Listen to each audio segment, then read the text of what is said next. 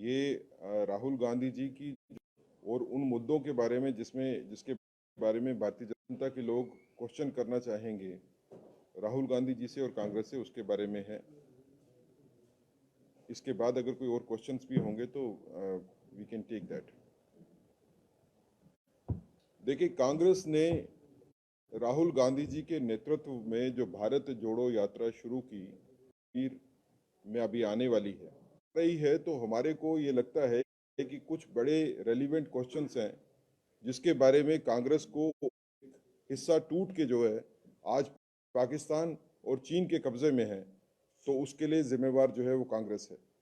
Jammu Kashmir state का भारत में तो फिर ना पीओजे बनता और ना हजारों और लाखों लोग जो है वो मारे गए और उनका जीवन बर्बाद हुआ, वो भी नहीं होता। तो आज जब राहुल गांधी जी जम्मू कश्मीर में आ रहे हैं तो जम्मू कश्मीर के विस्थापित लोग जो पीओजे से आए हैं वो क्वेश्चन जरूर करना चाहेंगे राहुल गांधी जी से कि आप बताइए कि पीओजे पाकिस्तान के पास क्यों है आज। अगर नेहरू ने एक्सेशन टाइम पे माना होता तो कोई पीओजे नहीं बनता। दूसरा क्वेश्चन ये है कि जब भारतीय फौजें बढ़ रही थी पीओजे में वापस कब्जा लेने के लिए उन इलाकों में, तो क्यों नेहरू जी ने जो है वो फौजों को रोक लिया? क्यों नेहरू जी जम्मू कश्मीर का मुद्दा लेके यूनाइटेड नेशन में चले गए? और क्यों वहां पे बात हुई कि हमको प्लेबिसाइट करवाना है या लोगों की राय लेनी है, जबकि विलय तो संपूर्ण हो चुका था? तो जानबूझ के कांग्रेस की नीति के मुताबिक जम्मू कश्मीर में एक अनसर्टेनिटी जो है वो क्रिएट की गई। ये बात यहीं पे नहीं रुकती है। राहुल गांधी जी को यह भी जवाब देना पड़ेगा कि क्यों आर्टिकल 370 और 35 ए कॉन्स्टिट्यूशन में रखा गया। अगर 35 ए और 370 कॉन्स्टिट्यूशन में नहीं होते तो सेपरेटिज्म जो है वो जम्मू कश्मीर में नहीं होता। ये कॉन्स्टिट्यूशनली प्रोविजन रखा गया ताकि लोग सेपरेटिज्म की बात कर सके। लेकिन राहुल गांधी जी को सिर्फ जवाब नेहरू जी के तक नहीं देना है, उनको जवाब यह भी देना है कि जब 1971 की लड़ाई में भारत ने पाकिस्तान को हरा दिया और हमारे पास उनके 90,000 सैनिक थे, तो फिर भारत ने उस वक्त जम्मू कश्मीर का फैसला पूरे तौर पे क्यों नहीं किया? क्यों हम पीओजे के नहीं ले पाए तब? और ये भी नहीं, 1971 की लड़ाई जीतने के बाद भी कांग्रेस की गवर्नमेंट के फैसले के मुताबिक हमने छंब का इलाका भी पाकिस्तान से नहीं लिया। जीती हुई लड़ाई में छंब का इलाका जो है वो पाकिस्तान के पास है। और छंब के विस्थापित भी कांग्रेस से सवाल जरूर करना चाहेंगे कि बताइए, लड़ाई तो हमने जीती, जंग तो फौज ने जीती, लेकिन हमारा इलाका जो है वो पाकिस्तान के पास चला गया। और आज इतनी वक्त बीतने के बाद, 50 साल के बाद भी छंब के विस्थापित जो है वो सड़कों के ऊपर है। क्या राहुल गांधी जवाब नहीं देंगे जो वेस्ट पाकिस्तान रेफ्यूजीज है उनको, कि क्यों उन लोगों को जो है यहाँ पे स्टेट सब्जेक्ट नहीं मिला? आज 2019 के बाद आके हालात बदले हैं, लेकिन तब तक तो कांग्रेस ने कोई एफर्ट नहीं की। इन लोगों की जिंदगी जो है वो बदतर थी। क्या राहुल गांधी जवाब देंगे वाल्मीकि समाज को कि जिनका पीएचडी करके जो लड़का या लड़की वो तब भी सफाई कर्मचारी ही लग सकते थे? क्या वो समाज जवाब देंगे गोरखा समाज को? क्या वो समाज जवाब देंगे उन परिवारों को जो जम्मू कश्मीर की बेटियों के परिवार थे जिनको हक नहीं था? और बात इंदिरा गांधी जी तक ही खत्म नहीं होगी। राहुल गांधी को यह भी जवाब देना पड़ेगा जो राहुल गांधी के पिताजी राजीव गांधी ने अकॉर्ड किया यहां पे, और जिस अकॉर्ड के चलते हुए जम्मू कश्मीर में जबरदस्ती के तौर के ऊपर नेशनल कॉन्फ्रेंस और कांग्रेस की सरकार जो है वो यहां पे बिठाई गई। और फिर इलेक्शन की रिगिंग की भी बात आती है कि जिससे जो है वो विस्थापन शुरू हुआ कश्मीरी पंडित समाज का। तो क्या कश्मीरी पंडित समाज जो है वो राहुल गांधी से ये नहीं पूछेगा कि आप लोगों की कार्रवाइयों की वजह से 1947 से शुरू हुई आपकी, लेकिन 1990 तक आते हुए लगातार कांग्रेस की नीतियों की वजह से एक बड़ा पलायन शायद दुनिया में कहीं नहीं हुआ, अपने ही देश में विस्थापित बन गए।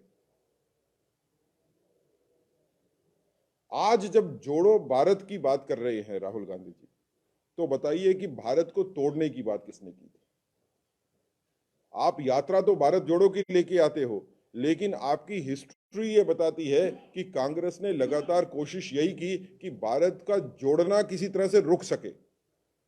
अगर जोड़ना होता भारत को तो एक्सेशन जो है उसी टाइम पे मान लेते जून 1947 में। अगर आपको रेफरेंस चाहिए तो नेहरू जी की स्पीच जो है 1952 में, उसको भी देख लीजिए जो पार्लियामेंट में है, और जस्टिस मेहरचंद महाजन जो प्राइम मिनिस्टर थे जम्मू कश्मीर के, उनकी जीवनी को पढ़ लीजिए, जिन्होंने कहा कि मैं तो ऑफर लेके गया था नेहरू जी के पास जून 1947 में, लेकिन नहीं मानी।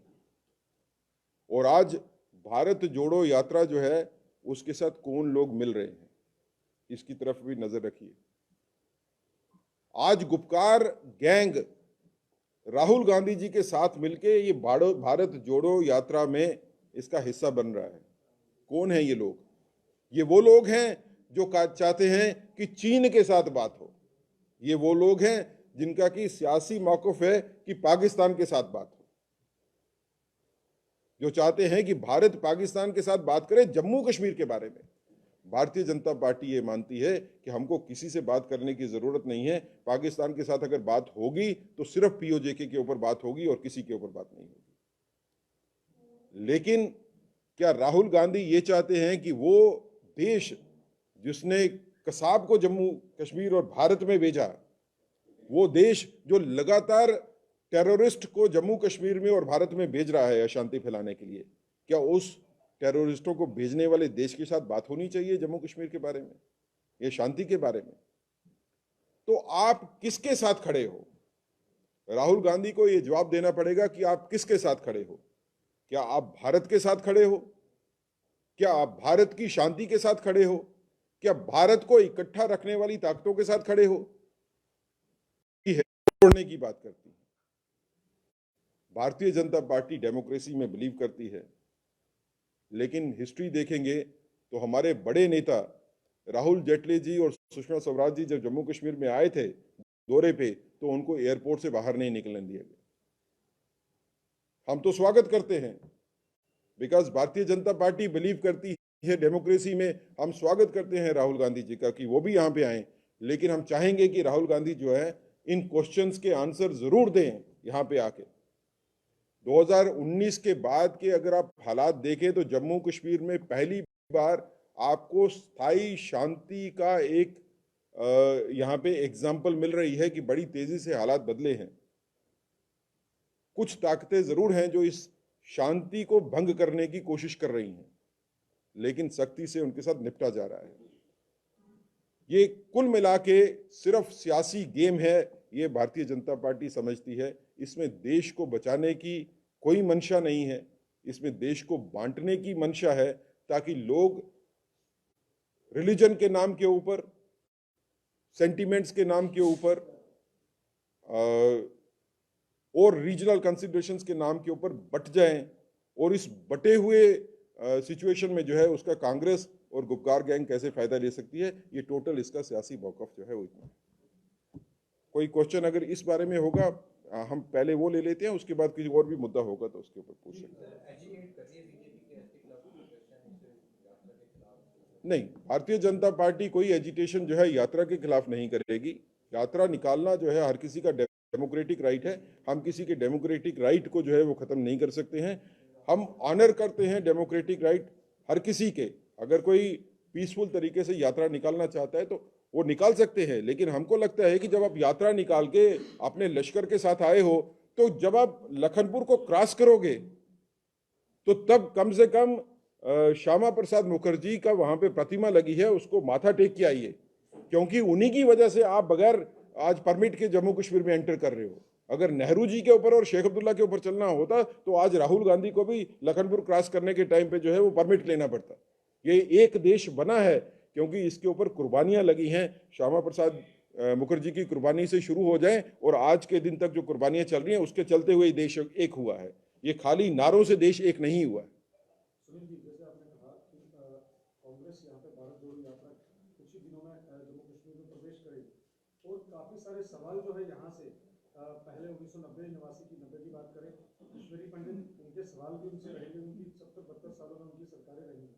तो इस समय भाजपा की केंद्र में सरकार है, जैसे कि आपके भाजपा का मुख्य कार्यालय के बाहर भी काफ़ी सारे तंजीमें जो है प्रोटेस्ट कर रहे हैं, यूथ प्रोटेस्ट कर रहा है, रैबरे खेल प्रोटेस्ट कर रहा है, रैबरे जंगलात प्रोटेस्ट कर रहा है, एनवाईसी प्रोटेस्ट कर रहा है, पीएम पैकेज एम्प्लॉइज लगातार 250 दिनों से प्रोटेस्ट कर रहे हैं, ऑल रिजर्व कैटेगरी प्रोटेस्ट कर रही है। क्या आपसे वो सवाल नहीं उठा रहे हैं? देखिए, मैंने आपको पहले ही कहा कि मैं हर क्वेश्चन का आंसर जो है वो देने की कोशिश करूंगा। जहां तक यूथ की बात है, जम्मू कश्मीर का यूथ जो कुछ एजिटेटेड भी है, यहाँ पे धरने भी हैं, भारतीय जनता पार्टी उसके बारे में सजग है। भारतीय जनता पार्टी की कमेटीज भी बनी जो हाईएस्ट लेवल के ऊपर जो है स्टेट यूनिट में बनी। उसके बाद इन सभी मुद्दों के ऊपर चर्चा जो है हमारी एलजी एडमिनिस्ट्रेशन के साथ भी हुई और दिल्ली में भी अप्रोप्रिएटली जो है वो जगह हुई।